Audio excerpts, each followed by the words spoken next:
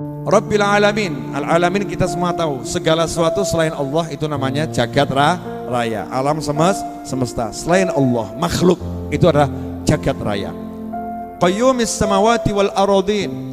Allah yang al-qaim, yang mengurus sendiri 7 lapis langit dan bumi. Allah nggak butuh bantuan makhluk untuk ngurus 7 lapis langit dan bumi, tapi Allah pakai makhluknya sebagai tasyrifan, memuliakan makhluknya. Itu ada makhluk-makhluk yang dipakai sama Allah Ta'ala untuk ngurus 7 lapis langit dan bumi. Di antaranya ada malaikat bagian bagi rezeki, malaikat bagian ngirim hujan. Yang ngirim siapa? Allah. Tapi dalam mengirim hujan, Allah tugaskan malaikat-malaikat tertentu. Dalam mengirim rezeki, Allah tugaskan malaikat-malaikat tertentu. Qayyumis samawati wal aradin mudabbiril khalaiki ajma'in. Allah yang mengatur, mengurus seluruh makhluknya. Ini kita kalau paham ini, yang ngatur tuh Allah, enak loh.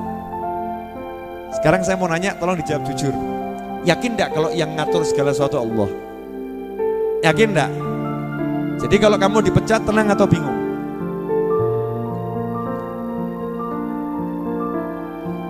Kamu sudah berjuang, kerja sebaik mungkin, usaha sebaik mungkin, syariat sudah dijalankan, zikir ini tidak pernah ditinggalkan. Tiba-tiba dipecat tanpa pemberitahuan, bahkan dalam surat itu ada kalimat tidak terhormat. Itu menyenangkan atau menyakitkan?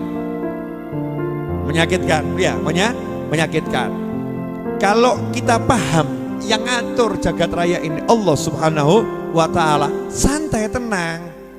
Allah lagi ngatur sesuatu ini. Allah punya rencana buat saya. Memang saya belum tahu rencananya Allah. Saya belum tahu rencananya Allah, tapi saya yakin kalau Allah yang ngatur segala-galanya. Tugas saya prasangka baik, berarti Allah akan menjadikan saya bos. Tampaknya sudah tidak layak saya jadi karyawan. Sudah tidak layak jadi karyawan. Pulang ke rumah wajahnya tersenyum bahagia. Istri nanya, ada apa mas? Baru dilantik sama Allah untuk jadi bos. Maksud lu? Maaf yang, kamu pengen aku selamanya jadi karyawan atau aku jadi punya karyawan? Ya pengen sih kamu punya karyawan, tapi sadar dong mas, model-model seperti kita ini kapan punya karyawan?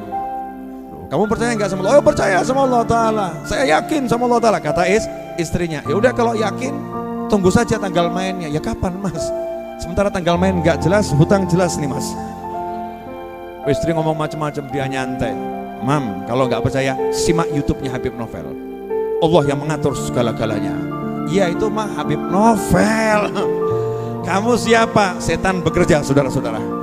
Ini yang model begini setan bekerja, bisikin itu Habib Novel, itu Syekh Fulan, itu Kiai Fulan. Kamu mah siapa? Yang ngomong begini setan. Tapi kamu jangan bilang istrimu kamu setan loh. Jangan. Perang itu nanti. Kamu pahami saja ini cara kerja setan. Yang ngatur Allah Ta'ala, yang ngasih Allah Ta'ala. Yakin itu, percaya itu, tatap dengan optimis. Allah akan angkat aku jadi bos. Buktikan pada istrimu, Dik, iya, mulai hari ini aku tak mau jadi karyawan lagi. Terus mas, ya jadi bos. Nah, kapan kerja? Namanya bos masuk kantor terserah. Pusing istrinya. Aduh, daripada aku stres ngurusin suami, silakan mas dengan fantasimu. Awalnya dicibir ya, kemudian jam 12 siang, Dek, ya, ayo ikut kemana? Loh, udah namanya ikut bos, tenang saja. Rupanya suaminya udah mendaftar pengajian satu kota yang ada makanan di situ. Masya Allah, Dek, kena, saya mau traktir kamu. Ngapain? Dapat pahala, dapat makanan. Kalau Jumat malam Majlis Ar-Raudhah. Oh iya, mulai didata sama dia ini ya. Kalau hari ini di sini, hari ini di sini nih. Udah, kita ngaji tiap malam, bebas. Kita dapat makan. Ajak anak, masya Allah. Ajak pembantu sekalian. Jadi kita bisa makan gratis, dapat ilmu, dapat roti jangan dimakan. Kenapa? Jual ke tetangga. Masya Allah. Otak udah mulai otak bos ini ya. Bisnis otaknya luar biasa ini. Silahkan dipraktekkan saudara-saudara. Nah ini orang kalau optimis itu nggak pusing gitu loh, nyantai hidupnya. Dia tahu Allah yang ngatur. Jadi gak pernah berpikir buruk. Semua yang terjadi dia pikir itu baik, walaupun tampaknya buruk. Nah seringkali kita tuh gak yakin dengan yang kita kerjakan, ya, gak yakin dengan kita kerjakan. Kita lebih yakin yang dikerjakan orang lain. Contoh, ini yang banyak beredar di WhatsApp, ya di Instagram. Ada gambar orang gali tanah, terus menemukan berlian. Yang di sampingnya juga gali tanah. Begitu lihat yang satu dapat berlian, yang dapat berlian pergi, yang gali tanah itu pindah gali ke tempatnya temennya yang dapat berlian. Ya gak dapat. Padahal di balik tanah yang lagi dia gali tadi, di bawahnya ada berlian. Paham maksudnya enggak? Nah, itu karena dia lihat orang lain gak percaya sama yang sedang dia kerjakan, gak mensyukuri posisinya, tempatnya, akhirnya lelah. Rezeki itu ada jatahnya sendiri. Tapi kamu syukuri posisimu, apapun itu pasti enak. Saya kalau mau bab ngeluh, misal harus ngeluh gitu ya, alhamdulillah gak bisa ngeluh. Kalau harus ngeluh, ini jam segini hari Jumat harus ceramah di depan Anda semua, betul kan? Padahal tadi ngantuk loh, bener loh, ngantuk, capek, pengen tidur ya. Baru rebahan sebentar, lihat CCTV. Oh hati-hati bro, CCTV di mana-mana di sini. Ya buat relawan maksudnya. Duh, udah penuh nih jamaah nih. Jamaah udah penuh, harus ngajar ini. Harus ngajar. Ini kalau bab ngeluh, ya kalau bab ngeluh, gak bisa gerak. Sebentar diundang ceramah sana, harus ceramah sini. Itu kalau orang mikir waktunya habis untuk ceramah, ngeluh akhirnya. Gara-gara jamaah pengajian saya akhirnya tersiksa, tak punya waktu untuk diri sendiri, gak bisa hidup tenang, gak bisa makan enak, baru mau makan datang tamu, baru mau rebahan datang tamu, kapan aku hidup tenang? Naudzubillah min dzalik. Ini kalau posisi penceramah mengeluh kan ya kebangetan toh ya, kebangetan. Tapi kalau orang melihat dengan mata syukur, alhamdulillah, ya Allah alhamdulillah, gak usah saya coba saya cek ya. Jakarta, yang dari Jakarta ada di sini, angkat tangan coba. Jakarta, tuh, ya Bali. Nah tuh pojok ada dari Bali itu ya. Bandung. Ah tuh, ada Mas Riza dari Bandung, orangnya di belakang kelihatannya ya. Yang di TV juga angkat tangan tuh, nggak kelihatan ya. Oke. Yang dari Sukarjo, ya. Boyolali, Klaten, Wonogiri, Ponorogo. Oh ada jin katanya. Loh kamu nggak lihat, saya nggak lihat, cuman nggak kira-kira atau nggak percaya, buktikan sendiri itu ya. Ya Surabaya. Oh di Surabaya. Mana lagi ini? Semarang. Surabaya. Semarang. Tuh. Masya Allah kan dari mana-mana banyak. Coba kalau malam ini saya disuruh pergi ke Surabaya, saya disuruh pergi ke Jakarta, saya disuruh pergi ke Bali, saya disuruh pergi ke Semarang, saya disuruh pergi Wonogiri, Sragen, Boyolali untuk ceramah. Bisa nggak? Nggak bisa. Saya suruh datang ke rumah Anda satu persatu. Kewajiban nyampaikan ilmu, datengin satu persatu rumah orang, ketuk rumah orang. Assalamualaikum mas, iya jangan nonton TV mas, yuk ngaji sama saya mas. Perang saudara-saudara. Stres nih, kesian nih. Habib Novel stres. Betul kan? Alhamdulillah Allah Ta'ala mengumpulkan Anda di sini, dibuat gampang. Ke tempat Habib Novel, ayo ke Masjid Ar-Raudhah. Udah pokoknya ngaji di sana, datang ke sini. Saya tinggal turun dari tangga atas, duduk di sini, disiapkan kok kopi, pegang mic, didengarkan orang sekian banyak, belum lagi yang di dunia maya, kemudian panen pahala. Kurang ajar bener kan ya? Alhamdulillah, ini kan anugerah yang luar biasa, nikmat. Makanya kalau kita lihat dari sisi nikmat, itu selalu nikmat. Kalau mau lihatnya nggak enak, apapun sisinya pasti nggak enak. Bu, punya suami ganteng kaya raya, nikmat atau azab? Bu, ibu, punya suami ganteng kaya raya, nikmat atau azab?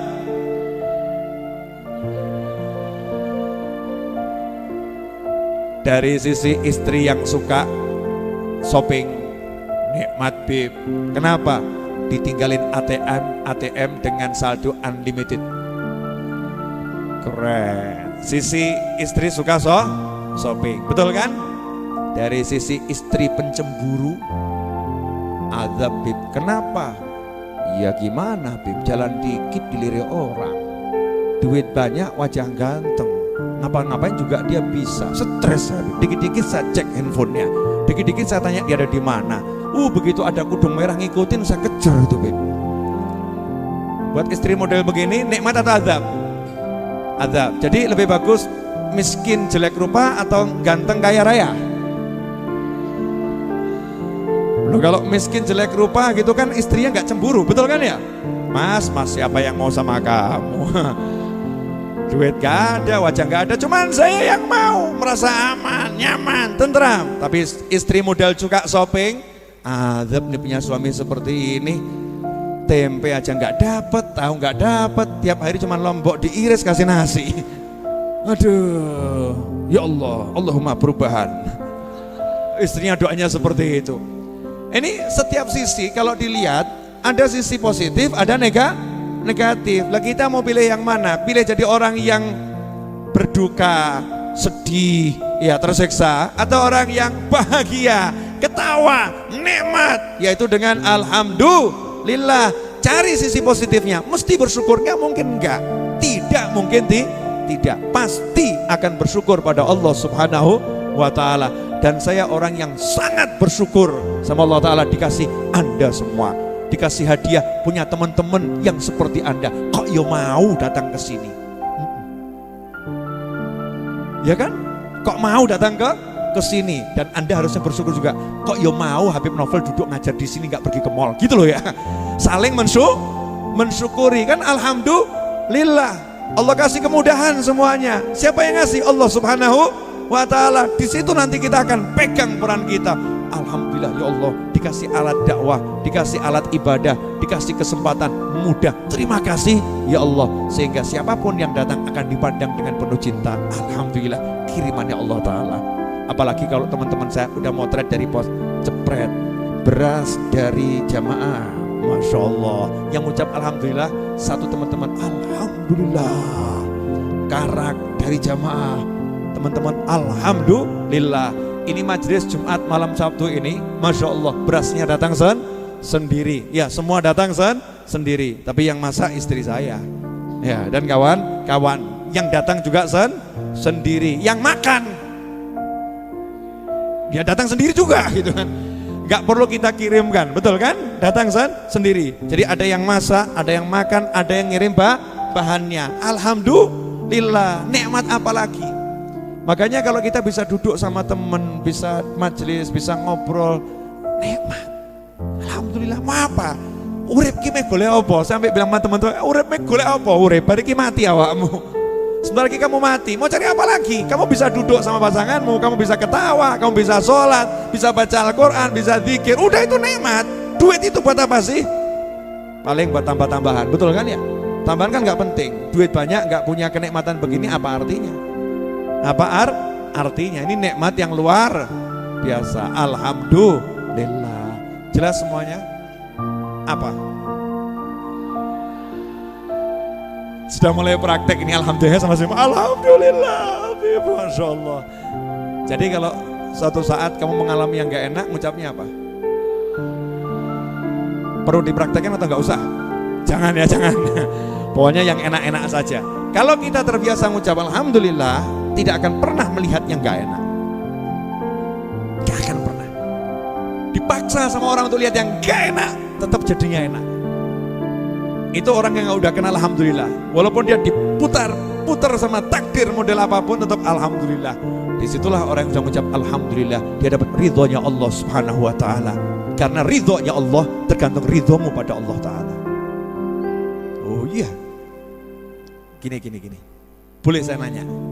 Sebelum majlis ini diakhiri, ya karena jam 10 lewat. Habib, kenapa nggak diperpanjang? Biar saya kangen sama Anda kangen sama saya. Karena kalau lama-lama aku menatap dirimu, aku akan bosan dengan engkau. Dan kalau lama-lama engkau menatap aku, engkau juga akan bosan pada aku. Biar tetap ada kerinduan dalam hati. Maka pengajian ini harus segera diakhiri. Nah, ini alasan Ustadz untuk segera mengakhiri ya, ilmu ngeles tingkat tinggi saudara-saudara. Jadi begini, kita pengen tahu enggak Allah ridho sama kita? Pengen. Nah, Nabi udah ngasih tahu SAW, kalau kamu pengen tahu Allah ridho enggak sama kamu, caranya gampang. Ini yang ngajarin Nabi Muhammad SAW ya. Kamu kalau pengen tahu Allah ridho sama kamu atau Allah nggak ridho sama kamu, caranya gampang. Caranya kamu ridho enggak dengan takdirnya Allah Ta'ala.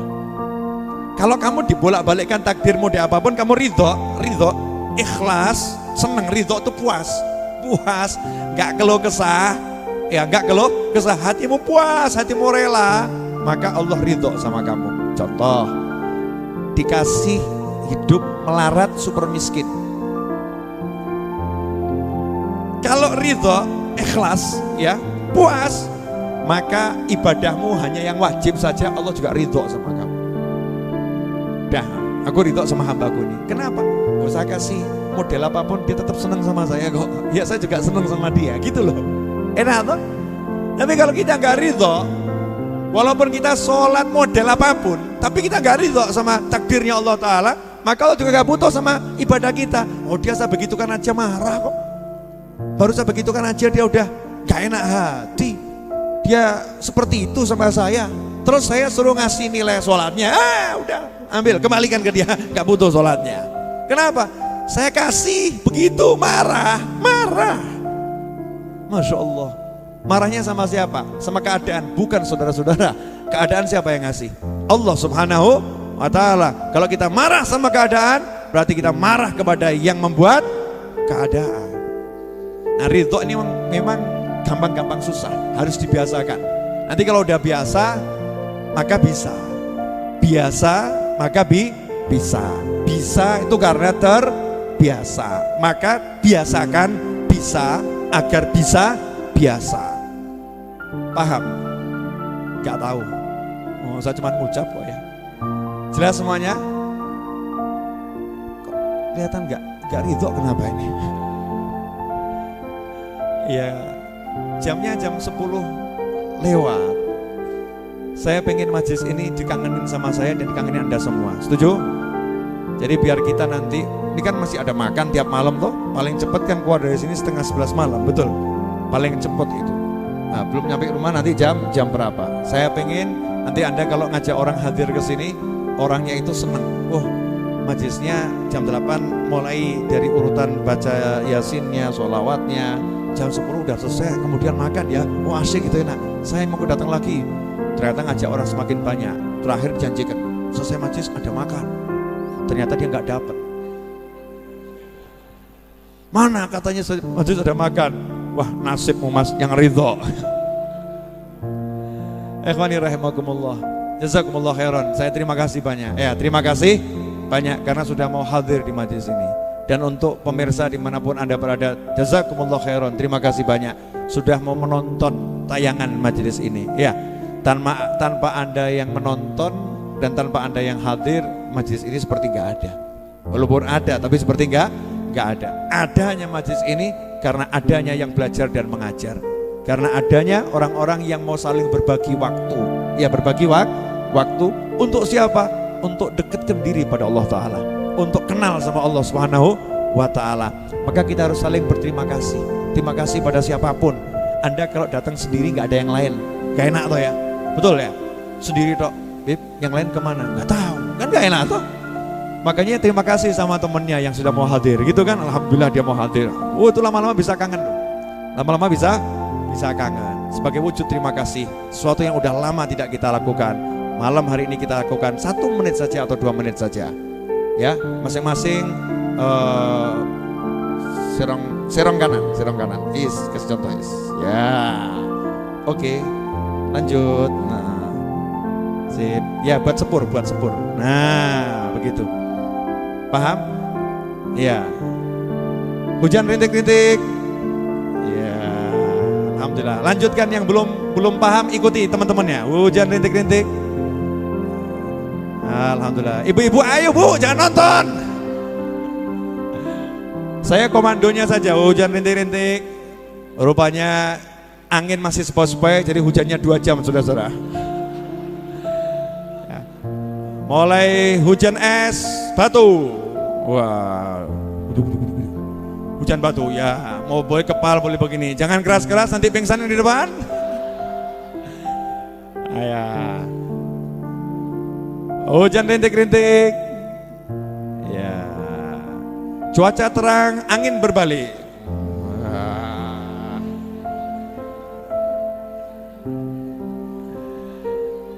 Hujan rintik-rintik. Alhamdulillah, pijet gratis. Alhamdulillah. Biasanya yang bersyukur di akhir nih waktunya lebih lama. Jangan iri dengan rezeki orang lain ya. Hujan es. Wah, Masya Allah. Menyenangkan, alhamdulillah. Wajah-wajah bahagia tampak walaupun dipukulin saudaranya. Hujan rintik-rintik. Hujannya reda, kembali pada posisi. Alhamdulillah. Seger, melek, lapar. Tak kirain laparnya hilang, ternyata tambah lapar ya. Biasanya pasti pijit tambah lapar. Nah ini cara kita mensyukuri teman kita, biar saling sama temannya bisa berterima kasih. Saya ucapkan jazakumullah khairan katsira. Terima kasih banyak. Mudah-mudahan kita bisa terus belajar dimanapun